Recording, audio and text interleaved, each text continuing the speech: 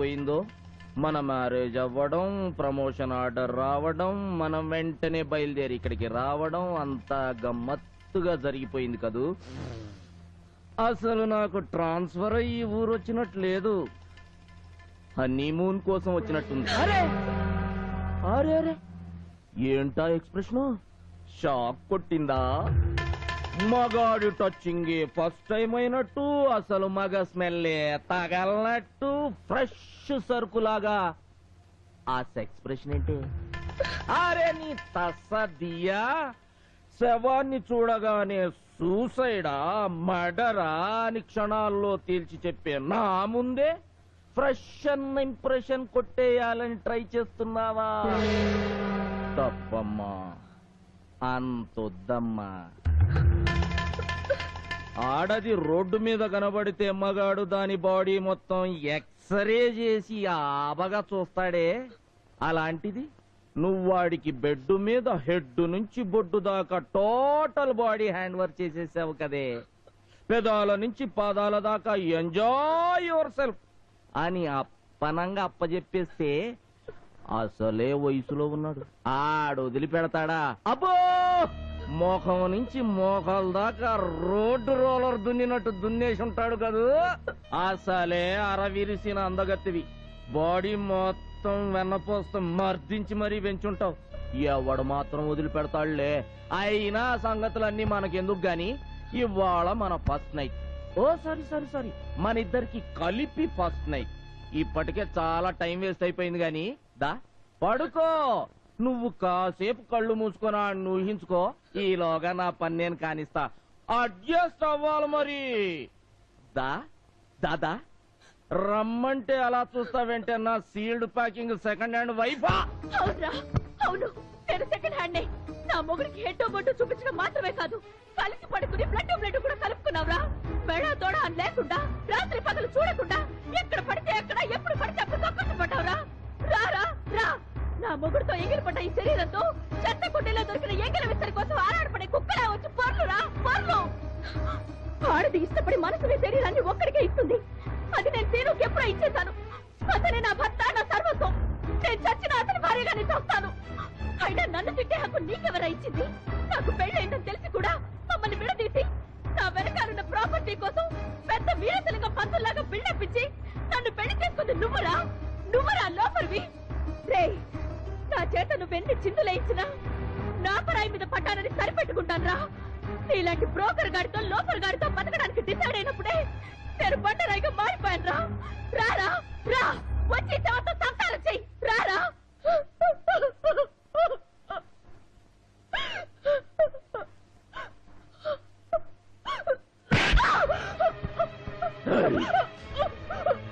ఏమే, నేనంత బేవర్స్ గండని తెలిసినప్పుడు నాతో పెళ్లికెందుకు ఒప్పుకున్నాను?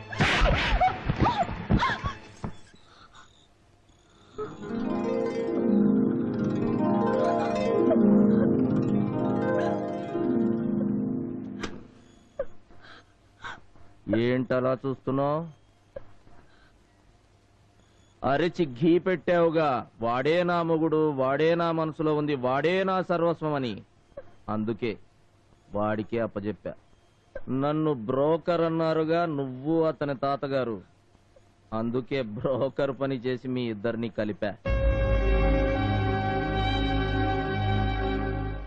నా బ్రోకర్ కమిషన్ నాకు ఇచ్చేస్తే నా దారి నేను చూసుకుంటా. బ్రోకర్లు డీల్ కుదర్చడానికే గాని చెడగొట్టడానికి కాదని ఇప్పటికైనా అర్థమైందా తాతగారు? పిచ్చిదానా, నిన్ను చేసుకుంది నీతో కాపురం చేసి మొగుడుగా సెటిల్ అవుదామనో, మీ నాన్న ఆస్తి కొట్టేద్దామనో కాదు, మిమ్మల్ని కలపాలని. మీ ప్రేమ గురించి నాకు తెలుసమ్మా, కానీ రేంజ్ డిఫరెన్సులు ఉన్న ప్రేమలు మీ నాన్న లాంటి పెద్ద మనుషులు అడ్డుపడితే రోజుల్లో మాసిపోతాయని, గంటల్లో సమసిపోతాయని తెలిసిన వాణ్ణి కాబట్టే మిమ్మల్ని విడగొట్టడానికి ప్రయత్నించాను. మహా అయితే మాసిన గడ్డం తీసేదాకా మనసులో ఉంచుకుంటావు, మాక్సిమం ఓ బ్రాందీ బాటిల్ తాగి మర్చిపోతావు, కొన్నాళ్ల పాటు దేవదాసై మారిపోతావని ఎక్స్పెక్ట్ చేశా. తను కూడా పాత గాయాన్ని మర్చిపోయినట్టు వదిలేస్తుందనుకున్నాను, కానీ ఇద్దరే. ప్రేమను గెలుచుకోవడం కోసం ప్రాణాలివ్వడానికి కూడా వెనకాడరని చాలా లేటుగా తెలుసుకున్నాను. ఇంకా సాగదీస్తే మీ నాన్న మీ ఇద్దరిని బతకనివ్వడని డిసైడ్ అయ్యే ఈ నాటకం ఆడాను. అంతేగాని మాంసం తిన్నట్టు మీ ప్రేమను తినేసే మృగాన్ని కాదమ్మా. నువ్వన్నావు కదమ్మా నేను ఒక నాపరాయినని. ఈ నాపరాయి కూడా గుండెకాయ ఉందమ్మా. ఈ మోటు మనిషికి కూడా మనసు సంగతి తెలుసు. మీ అంత గొప్ప ప్రేమ కాకపోయినా నాకు ప్రేమ అంటే తెలుసు.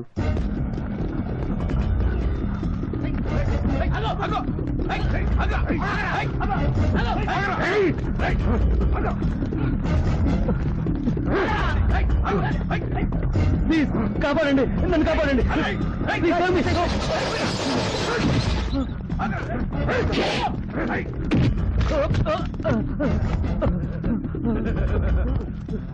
నన్నేం చేయదు, నీకు దండం పెడతా. నన్ను వదిలే, నన్నేం చేయదు. నిన్నేం చెయ్యనురా. ఈ లోకం నుంచే నీకు విముక్తి కలిగిస్తా. చంపేస్తా. వద్దు, నీ కాళ్ళు పట్టుకుంటా, నన్ను చంపొద్దు. వద్దు ప్లీజ్, వద్దు, నన్ను చంపొద్దు. వద్దు ప్లీజ్, వద్దు. నీకు ఎంత ధైర్యం ఉంటే నా మీదే కేసు పెడతావురా? వద్దు, నన్ను చంపొద్దు. వద్దు, నన్ను చంపొద్దు.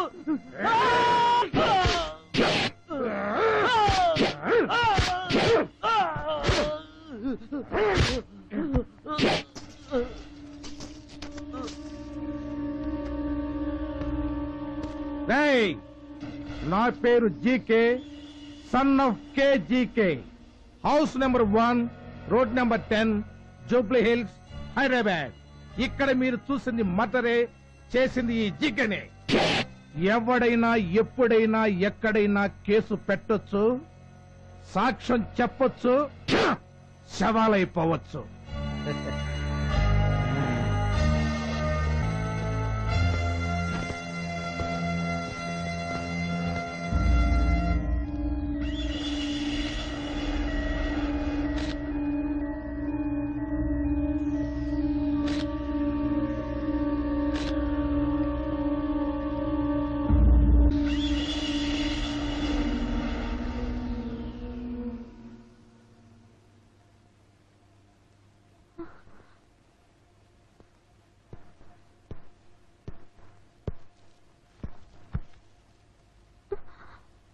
మీరేం భయపడకండి.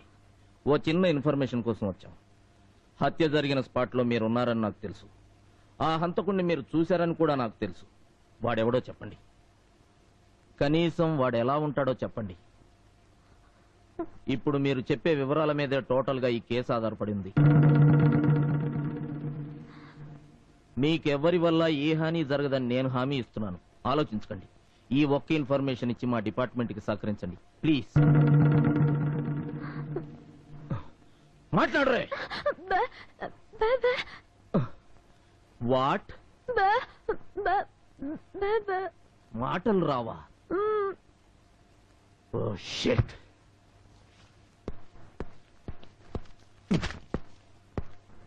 Pen please doctor. దీని మీద వాడి పేరేంటో రాయ్. కనీసం వాడు ఎలా ఉంటాడో రాయ్. Come on, write down I say. చదువు కూడా రాదా? బుల్షిట్. స్టూడెంట్ లాగా షోకులు మాత్రం చేసావు.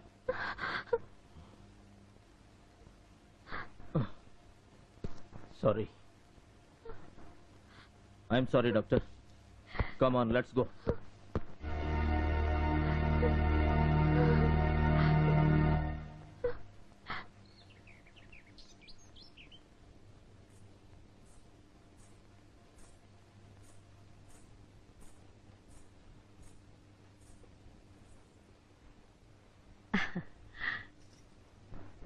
కూర్చోమ్మా.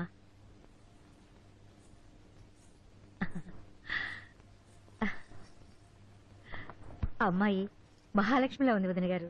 అవునవును, చేతిలో వీణొక్కడు లేదు గాని లేకపోతే సాక్షాత్తు మహాలక్ష్మియే. సంచి కాస్త మూస్తారా? వీణ మహాలక్ష్మి చేతిలో ఉండదు మాస్టారు, సరస్వతీదేవి చేతిలో ఉంటుంది. అదే నా ఉద్దేశం కూడా అదే. నీ పేరేమిటమ్మా? చెప్పమ్మా. సుశీల. పేరు చక్కగా ఉంది చూడమ్మాయి. సంగీతంలో రాగాలు కీర్తనలు ఏమైనా వచ్చా? ఎక్కువగా వాగేవాళ్ల బుర్ర రామకీర్తన పాడించడం బాగా వచ్చు. మీరు నోళ్ళు మూయండి. సంగీతం నేర్చుకుందండి. అలాగా ఆ, అమ్మా ఏది ఓ మంచి కీర్తన పాడు పర్లేదు పాడమ్మా. ఉమ్.